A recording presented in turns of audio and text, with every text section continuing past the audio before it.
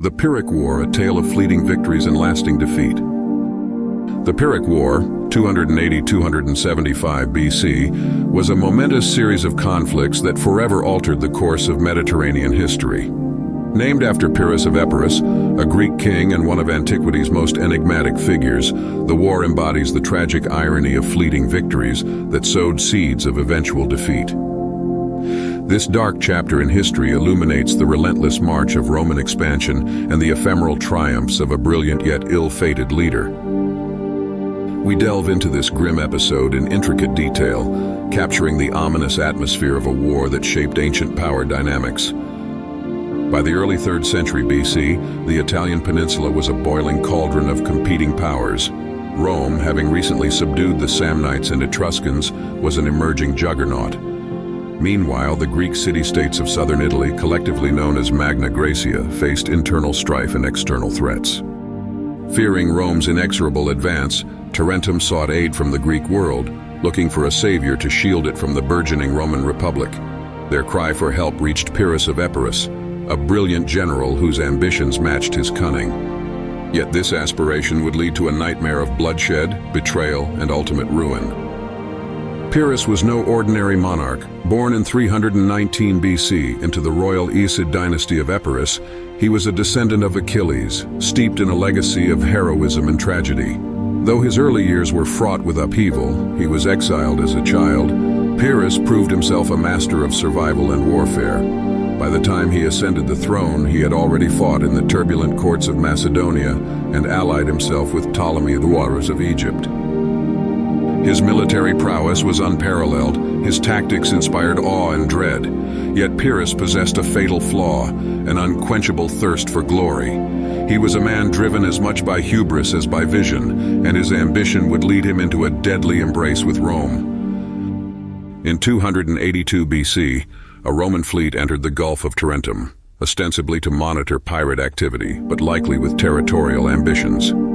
The Tarentines, interpreting this as an act of aggression, attacked and sank the Roman ships. Knowing that retaliation was inevitable, the Tarentines sent envoys to Pyrrhus, pleading for his intervention. Pyrrhus answered the call, seeing in the conflict an opportunity to expand his influence. With the promise of men, ships, and wealth, Pyrrhus mobilized his forces.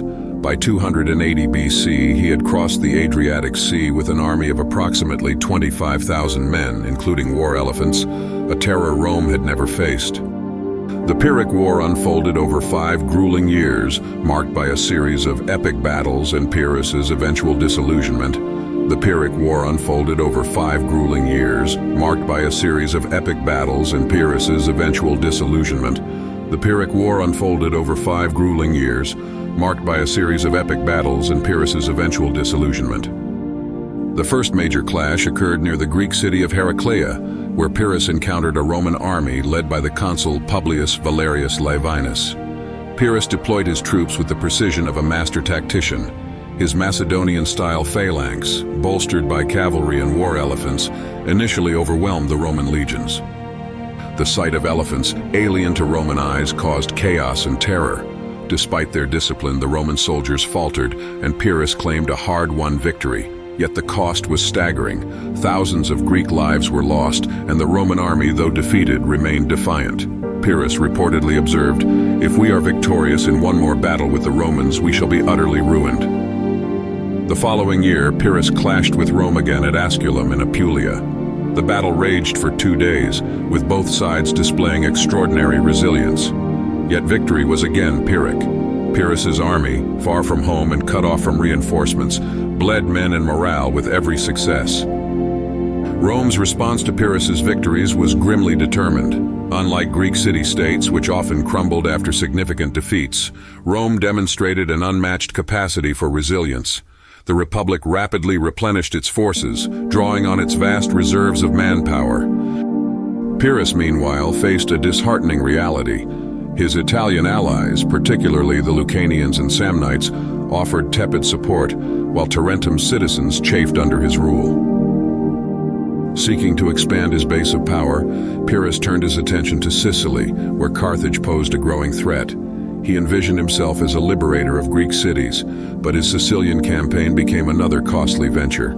By the time he returned to Italy in 275 BCE, his resources were depleted and his army demoralized. The decisive confrontation occurred near Beneventum in southern Italy. This time, the Romans, led by the consul Manius Curius Dentatus, had adapted to Pyrrhus's tactics. The battle was fiercely contested, with the Romans displaying greater discipline and ingenuity. Pyrrhus's elephants, once a symbol of invincibility, were neutralized by flaming projectiles and cunning maneuvers. Defeated and disillusioned, Pyrrhus retreated to Epirus, leaving behind a garrison in Tarentum. His dream of a Western empire lay in ruins. Rome, though battered, emerged victorious and more formidable than ever. The Pyrrhic War marked a turning point in Mediterranean history. For Pyrrhus, it was the beginning of the end. He returned to Epirus, where he continued to wage wars but met an ignominious death in 272 BC during a street skirmish in Argos. His life, like his campaigns, ended in a tragic irony befitting his legacy. For Rome, the war was a crucible. It demonstrated the Republic's resilience and set the stage for its dominance over Italy and, eventually, the entire Mediterranean. The defeat of Pyrrhus solidified Rome's reputation as a relentless adversary, one capable of absorbing losses and learning from its enemies.